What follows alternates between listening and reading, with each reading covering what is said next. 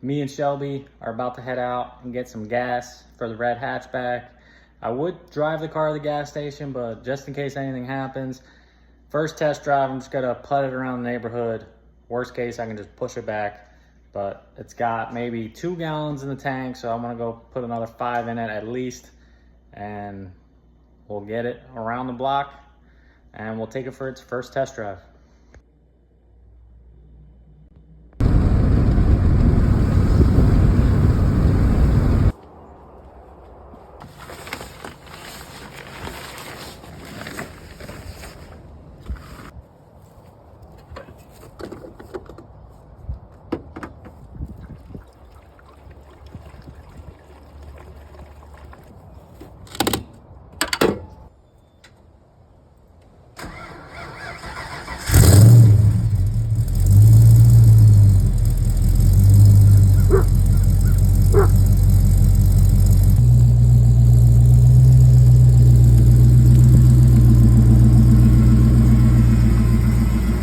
My original plans with this car was to do a whole build on my channel with it, but I never ended up doing that.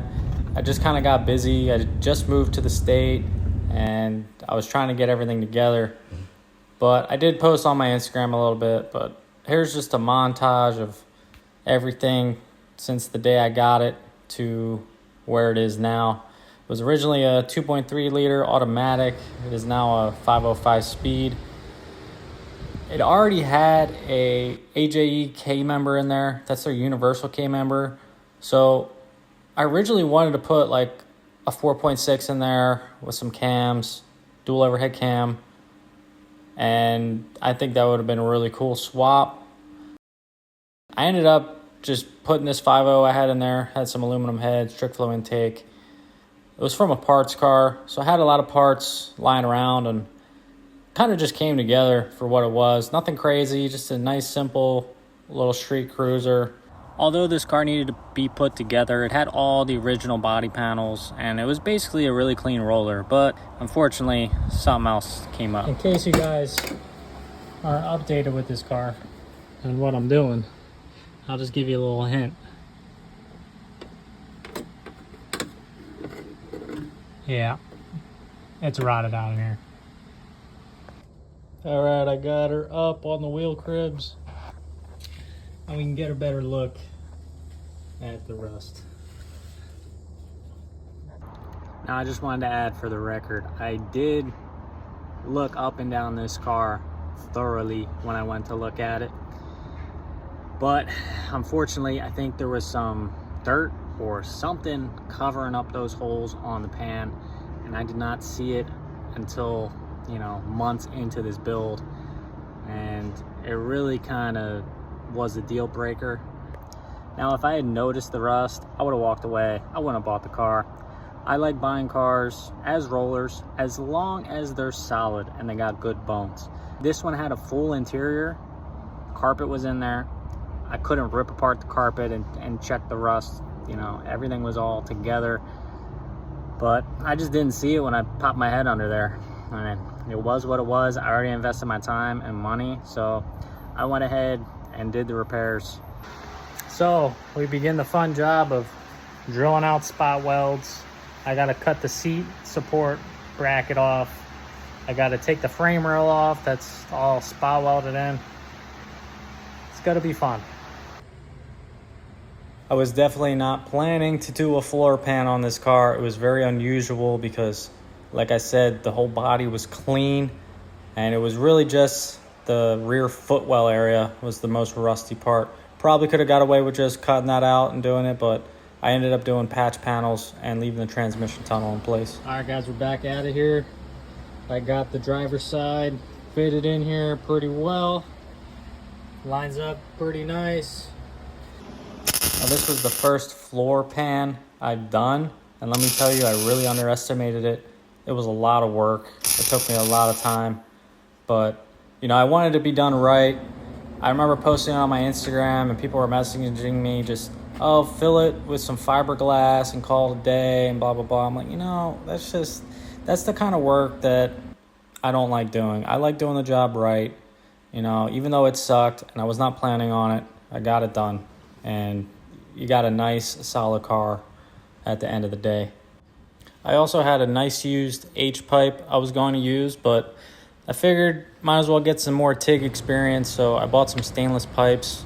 They were polished and TIG welded a whole exhaust system together. Here's a bunch of the parts laid out for the front suspension. I ended up doing the control arms. I did 0304 Cobra brakes. And we got to the point where it was pretty much ready to start, and I had a little electrical issue. So I ended up tearing apart this whole harness. Long story short, I had a bad ECU. I actually did a whole video on this and went into more detailed. I'll leave the link below if you want to go watch that one.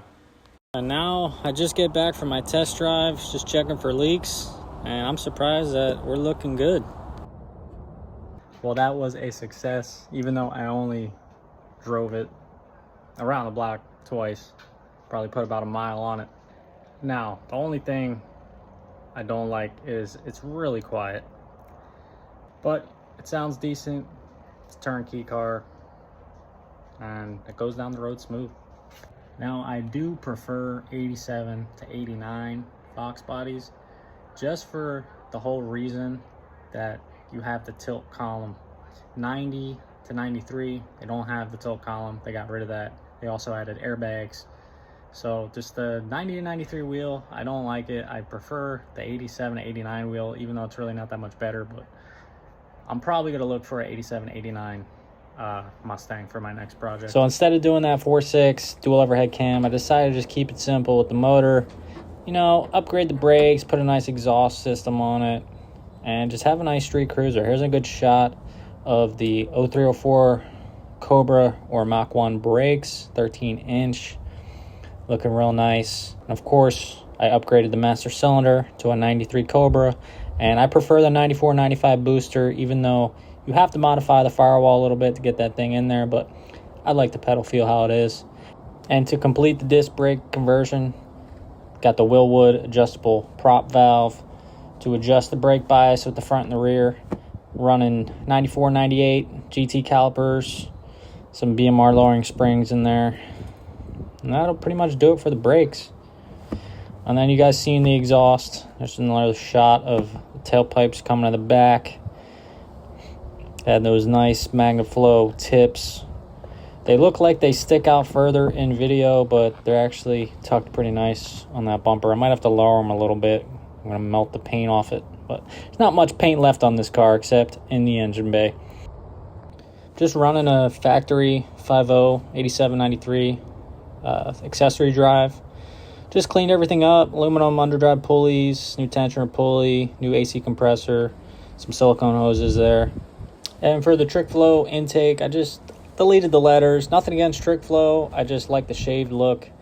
And got a nice aluminum radiator. It's a whole Mishimoto setup. Not my first choice, but I had it on the shelf. And I'm just going to send it. So some stainless shorties there. That's pretty much going to do it from the top. And go down the bottom. We can see all that new suspension, new rack and pinion, all new lines. I even added a power steering cooler. I also put a lot of stainless hardware on here. I just love stainless steel. It never rusts. It's not like black oxide. Got it on the oil pan, my accessories, pretty much throughout this whole engine. Now, as far as the interior, I just put a carpet in it, some floor mats. I put a headliner, some trunk carpet, moved the battery to the back.